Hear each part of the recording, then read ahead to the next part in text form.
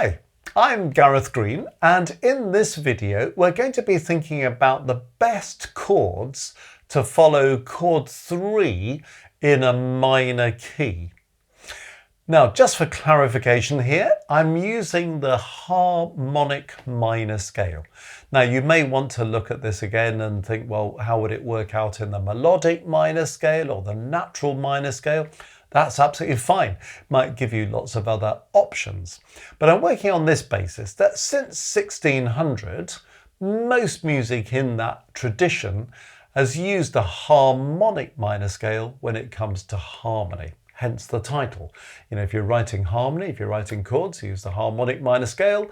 If you're writing melody, use the melodic minor scale. And then there just has to be a negotiation between the two when there's a conflict of interest. So that's the rationale behind working in the harmonic minor scale. That's where most of us are going to be most of the time. But I totally accept that in particular styles, you may not want to be working in the harmonic minor scale. Nevertheless, it's all good stuff to think about.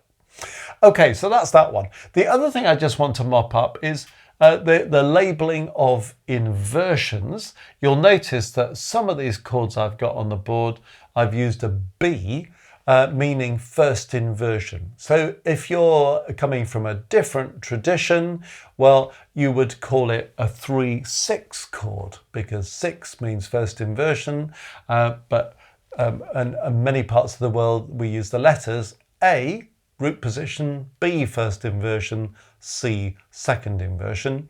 But in other parts of the world, 5-3 is a root position, 6-3 is a first inversion, 6-4 is a second inversion, and all that's coming from the kind of figured bass system back in the Baroque period, interestingly.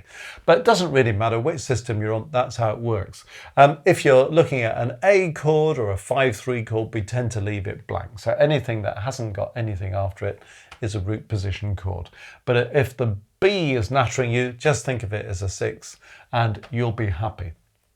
Okay, now chord 3 in a minor key is generally flagged up in textbooks as the most awkward chord to use, and in fact quite a lot of textbooks advise you to avoid it altogether. Now, I've always found that a bit of a weak piece of advice, really. I mean, why would you want to go through your musical life avoiding one of the chords that exists? Nevertheless, chord 3 can be slightly awkward. The reason for that being that chord 3 in a harmonic minor scale is an augmented chord. So if I'm in the key of C minor, for example, chord 3 in the harmonic minor will be this. So it's E flat, G, B natural. So that's why it's an augmented chord. So it's got a kind of particular quality of sound. So in the major and harmonic minor system, when we're talking about chords, 3 is the only augmented chord. So it does need handling with a bit of care. And of course, it's the sort of chord that has kind of spooky overtones. So you sometimes find it being used in horror movies, this kind of stuff.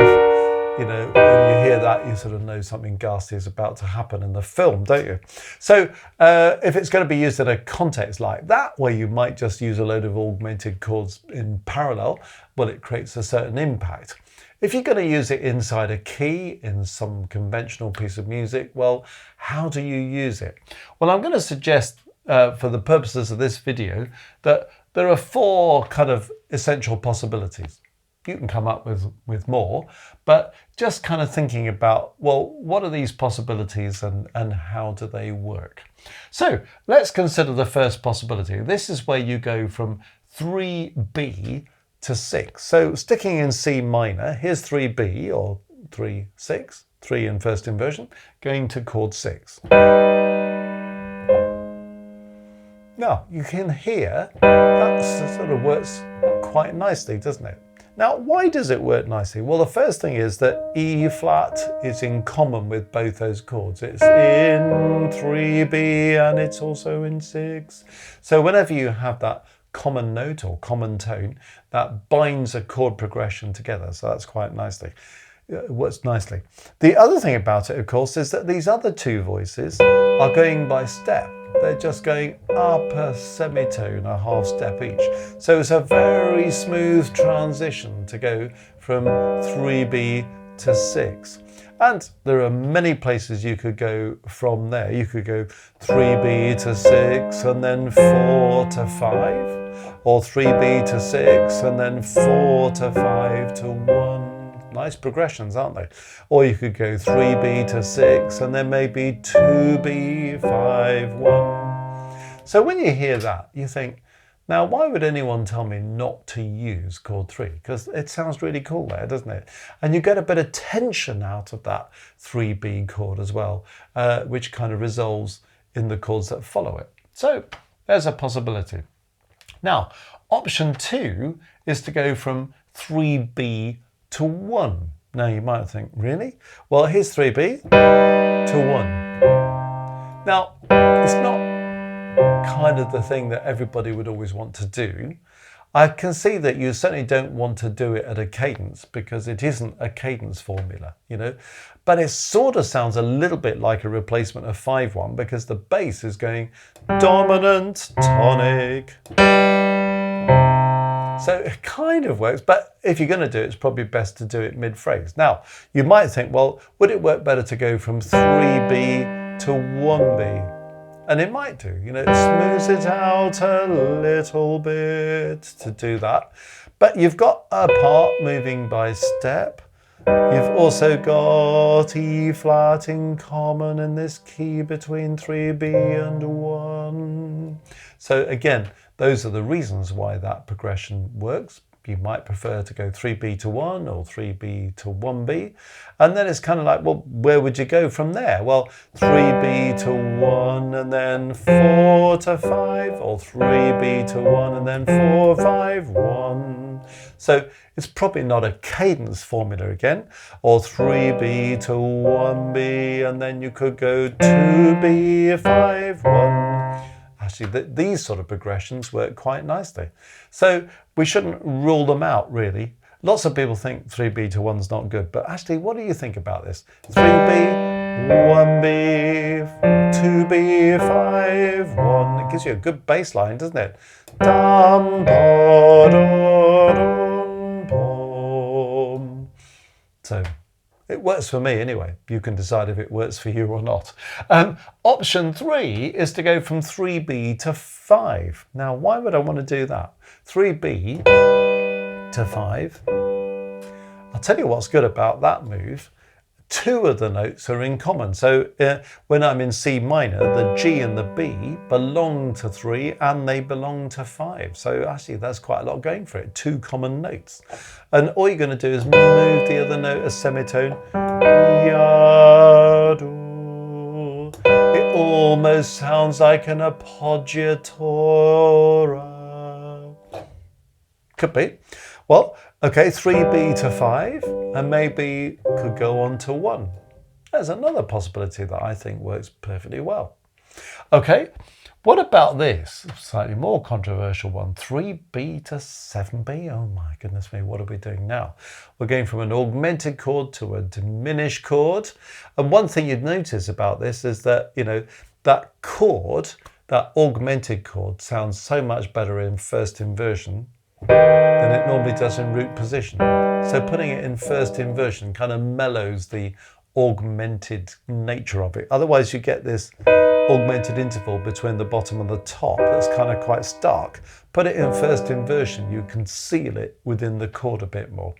Now, the same is true of diminished chords like 7. So if you put that in first inversion as well, it mitigates that tritone between the bottom and the top that you get when it's in root position. So 3B to 7B actually works quite nicely, doesn't it?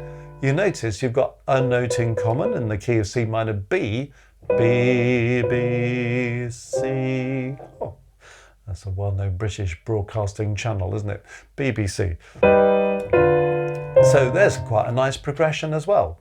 So all I'm saying in this video is that when you're using chord 3 in a harmonic minor scale, handle with care. It's an augmented chord, it can land you into some deep water, but if you want to be kind of in slightly less deep water, put the 3 in first inversion. That's the first thing that's going to happen. Then when you progress, think about common notes or common tones.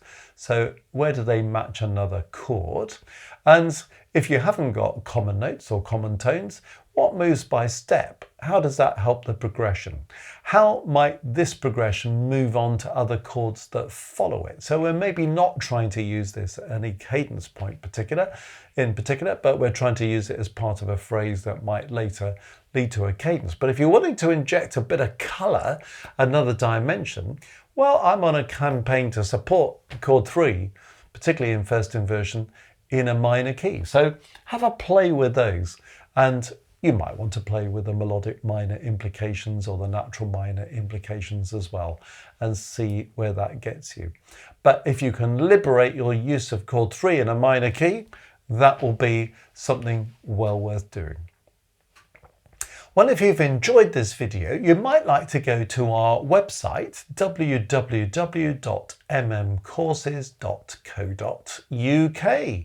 Lots of things to look for there. There's blogs. You can have a look at our online courses in theory, harmony, oral work, analysis, orchestration, sight reading, all sorts of things that you might find helpful resources.